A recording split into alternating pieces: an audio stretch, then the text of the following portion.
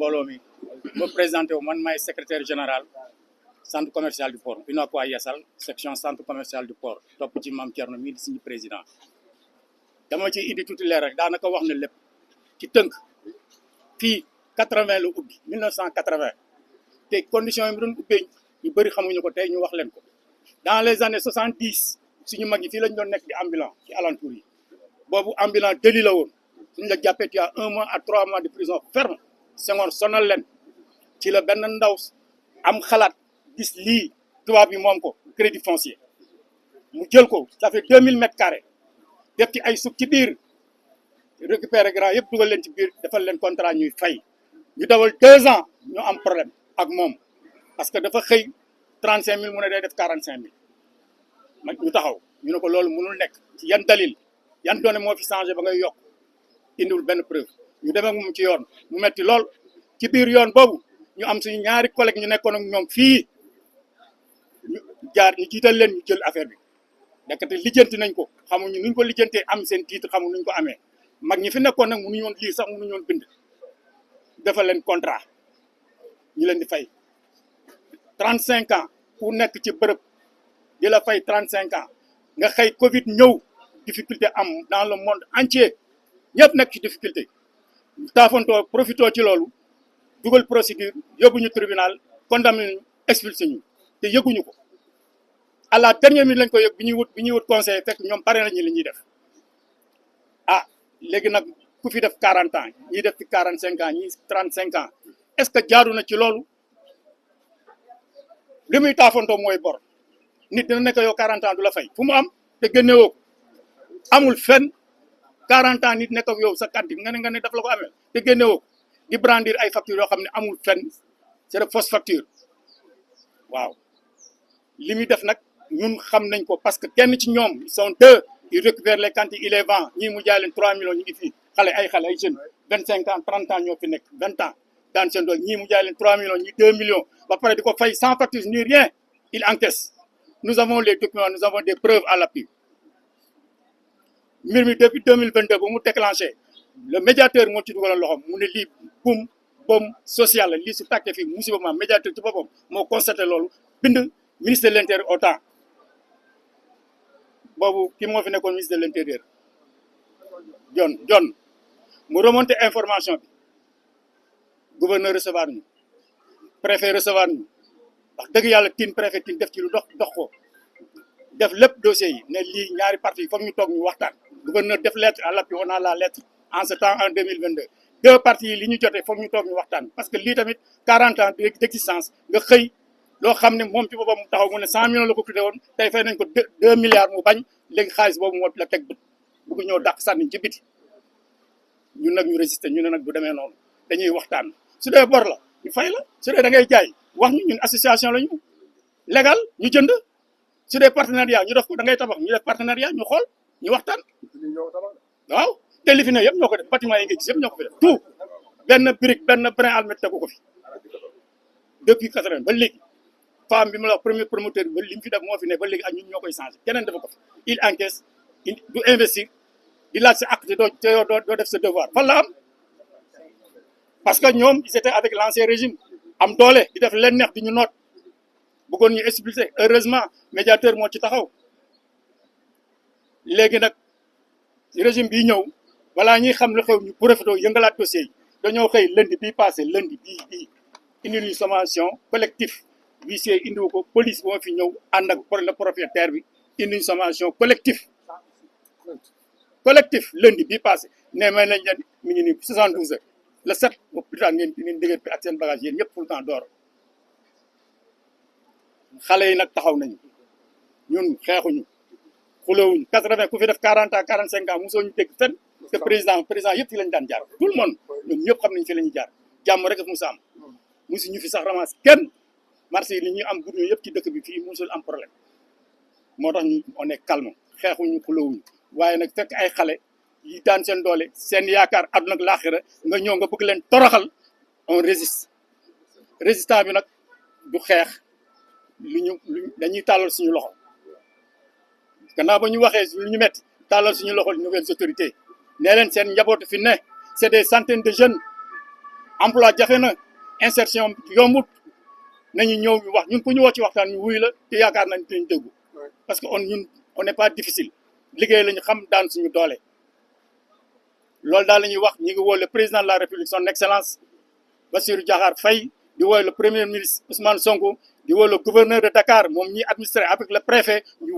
woo benn parti bi ñu toog ñu trouvé benn terrain d'entente une bonne fois pour toutes xale yi liggéeyatuñu dañuy ñëw fii di ñu intimider di dugg fekk la client ñu lay intimider dañ lay génne dañ lay expulsé client bi di dégg dem nañ ba suñu client yëpp daw ah yenn place yi mu daj ko yooyu yëpp constaté nañ ko huissier mais su fekkee xam nga comme am na kii comment dirais-je kii de justice rek jaar na profité ci Covid bi bettuñu dem justice ba condamné ñu léegi loolu lay prendre fu mu dem loolu lay prendre mais dëgg nga fi ñu ngi lancé appel encore cri de détresse la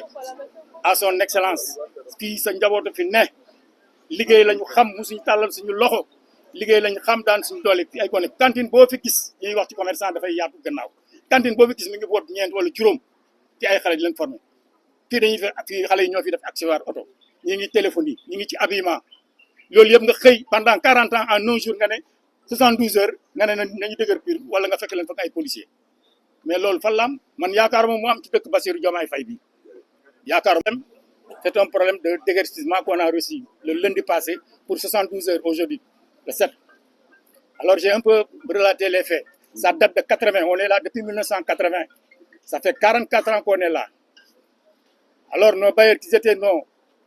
parents, ils étaient nos colocataires. Ils se sont débrouillés à avoir le titre pour dire que ça les appartient. À notre insu. On n'était pas au courant. Mais comme c'était des frères, on était ensemble. Ok. C'est des procès, comment dirais-je, c'est des contrats. Comme ça, verbalement, on est d'accord. Ils nous ont fait petit papier, ils nous ont fait des papiers, on a signé. Et on paye les locations chaque fin de mois. Pendant 30 ans, 35 ans, vous payez de la location. Au moment de la Covid, comme c'était un peu dur, il y a quelques-uns qui ont des problèmes de paiement. Et alors, en ce moment, ils se sont profités pour nous comment dirais-je, nous amener en justice et nous expulser. Et voilà notre problème. Nous lançons un cri d'appel aux autorités. Paraît-il qu'ils ont reçu une partie, ils ne nous ont pas encore reçu. Nous voulons qu'on s'asseye et qu'on discute de ce problème-là. Parce que ce qu'ils réclament, nous, on n'est pas au courant de cela. Ils nous réclament des centaines de millions et c'est archi faux. Il y a un d'eux qui encaisse, qui vend des cantines à 3 millions, 2 millions, sans facture ni rien,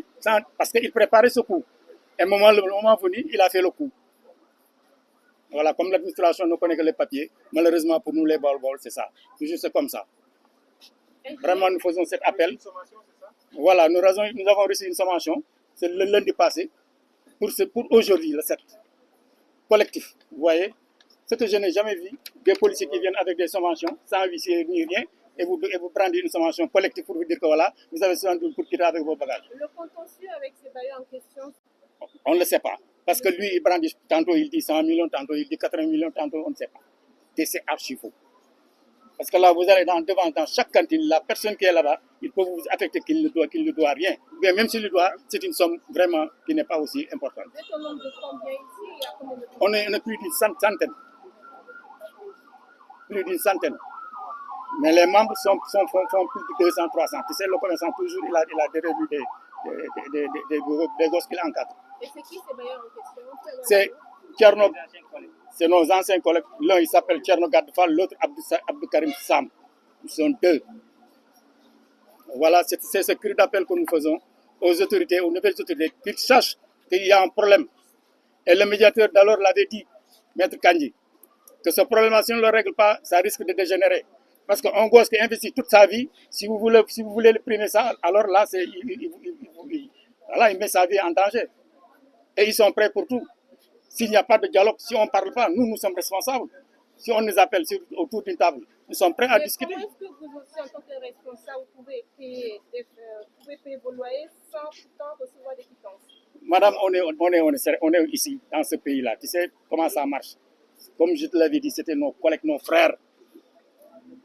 C'est ça. Ils se sont profités de cette situation, de notre ignorance, pour faire ce coup-là. Parce qu'ils ont entendu maintenant 2 milliards, 3 milliards, je ne sais pas, de 2000 mètres carrés, alors ils s'en profitent. C'est ça le problème. Et depuis quand est-ce que vous payez les factures sans recevoir des quittances? Ça fait depuis 2020. Depuis 2000? Ça peut depuis. Et puis ça fait très longtemps et puis c'est pas tout le monde. Nous interpellons le président de la République, son Excellence Bassirou Diakhar Faye. Vous avez vos enfants, des citoyens sénégalais honnêtes, qui sont là depuis 45 ans. Ils sont là. Et aujourd'hui, on veut les tirer pire. C'est du rien. C'est du tapalé ça. Voilà. Et son premier ministre, Ousmane Sonko, nous faisons appel à lui. Autorité de tutelle, le ministre du Commerce? Bien sûr, on avait le gouverneur d'Alors nous avait reçus, le préfet nous avait reçus, c'était calé, on a les documents pour qu'il y ait consensus, pour qu'il y ait dialogue. Malheureusement pour nous, ils sont affectés, ils ne sont plus là, les nouvelles autorités ne sont pas au courant du dossier, ils s'en profitent et les bailleurs s'en profitent pour faire leur sale boulot. Et voilà le problème. Nous résistons, nous faisons appel aux autorités et nous résistons. Là, c'est sûr et clair. Nous sommes les accompagner à racheter le marché s'ils veulent. On est prêt. S'ils revendent, on est prêt à acheter. S'ils veulent refaire le marché, on est prêt pour un partenariat. S'ils veulent refaire et nous relouer, s'il y a des papiers, on est prêt. الشيطان الرجيم ربي أعوذ بك من همزات الشياطين وأعوذ بك ربي أن يحضرون السلام عليكم ورحمة الله تعالى وبركاته. ñu ngi leen di nuyu yéen journaliste yëpp di nuyu waa marché du port di teg nuyoo bi ci loxol président section Mame Thierno Niang man la Dame Ndiaye Junior coordinateur national UNACOIS Yeesal sama toogaay tey fii dama remplacer président Cheikh Cissé président UNACOIS Yeesal parce que dafa nekk bitim réew te tey conférence de presse bi du ko fekkee dina ñëw ci fan yi ma leen di xamal rek ne leen li tax sunu teewaay fii tey xam ngeen ne UNACOIS Yeesal amul benn président bu fi jaar te liggéeyuñu ak moom UNACOIS c'est apolitique. Pourquoi c'est apolitique? Kenn daqunu politique dañuy dem di politique comme ñëpp mais boo duggee ci biir UNACOIS c'est apolitique jar na leeral. Pourquoi? Parce que dañoo ëmb mbooleem politiciens yi ne di wër réew mi fi ñu toll nii ku ci nekk suñuy membre ma ngi ca biir. looloo tax c'est apolitique léegi li may leeral ci loolu mooy rek bëgg a wax leen ne ñun président bu fi nekk bu ne dañuy liggéey ak moom gis ngeen carnet bi ñu ngi ci def état généraux wala ma sumb ko carnet bi yéen a ngi ci gis état généraux jubbanti commerce li ko waral mooy xam nga mbaxana mi boo gisee ma sol ko kii tenue de combat la il faut ma sol ko ni may sole ay kaala dem ci jàkka yi noonu laa mën a combat depuis 1989 xeex bu fi UNACOIS xeex maa nga ca kanam li nu dal ci sànni gi nag duñ nangu mukk mu dal nu fii parce que ñun dañuy représenter 14 régions 45 départements fu ci nekk am nañ fa représentant ku ci sa bët xong UNACOIS Yeesal day taxaw rawatina Mame Thierno mii ak ñi di ci ginnaawam dañoo am actif ci UNACOIS Yeesal nekk ay commerçant duñu tooñ ñun xam ngeen ne ñi ngi gëj a xeex 1993 lañ xeex ak Abdou Diouf paralysé tous les réseaux tëj cantine yi ku bëgg a jënduk almet doo ko mën a jënd lu dépassé nañ léegi boobu xeex duñ ko xeexati léegi xeexu masla la ñuy xeex ak xeexu toog ci taabal waxtaan waaye waxtaan wi li ci président Cheikh Cissé waroon def lépp def na ko ci ba moo fi bàyyi gars yi boobu ba léegi mais ñu ngi leen di bu ndox daal bis bu set ñuy wax ne président bii fi toog léegi muy Bassirou Diakhar Diomaye Faye dafa wax ne jubal jubbanti wax boobu nag ñun def nañ ko slogan mais ñun commerçant yi moo ma sa nekk suñu slogan mosuñoo tooñ kenn amuñu salaire amuñu retraite waaye suñ patrimoine mooy marché ku ñu ci fekk da ngay maslaa ak ñun ñii fi nekk ay ata ngi nii ñu ne fi di fi daan seen doole di fi fay ñii seeni maam lañ fekk ñii seeni baay ñii dañoo ñëw am fi cantine di fi fay ba tax sax même bu fekkente ne nit ki dafay nekk sa locataire même bu la amee lee sax am ngeen waxtaan bu ngeen mën a waxtaan bu dul tey nga jóg fi moom dañ ko weesu ndax buñ nee jubanti ku dëng dañ lay jubanti mais ñun commerçant yi ku ne xam ne dënguñu gis ne dund nañ fi looy nekk nag ndax sànn gi gis ngeen li ñu ci dal dañoo xëy yëkkatinu boobaak léegi kenn xamul ñaata at la commerçant yaa ngi taxawàllu ñii faatu nañu ñii seeni njaboot ci saaroo nañ loolu nag duñ ko nangu fii ci marché du port liñ fi nangu mooy ku ñëw toog waxtaan ak ñun duñ takk ci alali jàmbur de waaye ku luyaas dafa am yoon dafa am règlement dafa ami loi nit ki mënoo ko luyee di jël xaalisam di ko récupérer toog xëy ba suur ni ko génn loolu duñ ko nangu tey duñ ko nangu ëllëg te engagement fermé la ci Unacois Yeesal 14 dama ne bu ma neexoon tey fii su ma wootee 14 régions yi buñ fanaan see Dakar amuñu hôtel yu ñu tëdd bu ma wootee département Dakar wala région Dakar su ñëwee fii xajuñu ci marché bi mais ñun xeexuñu xuloowuñ réew mi dafa am yoon te président bi li tax ñu am ci moom yaakaar réew yi Europe yu ñu dem ànd nañu ak moom dem Iran ànd nañu ak moom dem Turquie dem na Amérique fu mu dem ñu ne seen président bi dafa yaru ba ci xalifa général de Mouride nee na suñ président bi dafa yaru kon jubal di jubanti bi mu wax moo tax ñu yaakaar ko ci moom kon nag na ñëw régler mbir mi urgent duñ fi jógee tey duñ fi jógee ëllëg nañ ci kaw waxtaan lañ koy def te nag commerçant yi ku leen ëpp doole mu gis ngeen politiciens yi li ñuy bari ñun la ñuy fekk ci marché yi amuñu fuñ jëm de marché buñ dem commerçant yi lañ fa fekk man mii di wax ak yéen maay président section marché Tilène Bamba Fall mooy suñ maire ñii bëtt Limine Dias mooy seen maire waaye mënuñoo dem bàyyi nu de am na nag wax bu sëñ Seydou waxoon foofu laa terminé samay wax man de maay seen njiit ndax yéen a ma teg may seen njiit waaye na leen wóor ne bu may dem maa ngi leen di gestu bu ma leen seenu dinaa taxaw nag leen te bu ngeen dikkut dinaa dëpp jëli leen loolu la kilifay def président Diomaye ñu ngi lay lancé en appel na nga dëpp gestu ñun commerçant yi sonn nañ ay bañ dalee jaay ak léegi kenn xamul kañ la te ñun xam nañ ne du ci yow rëq-rëq yi réew yëpp a métti Europe métti Afrique métti lépp bokk dal ci suñ kaw Covid-19 dal fi guerre d'Ukraine yooyu yëpp nangul nañ leen ko waaye nag suñu respecté ak suñu dignité duñ ko jaay kenn wasalaamaaleykum wa rahmatullahi taala wa barakatu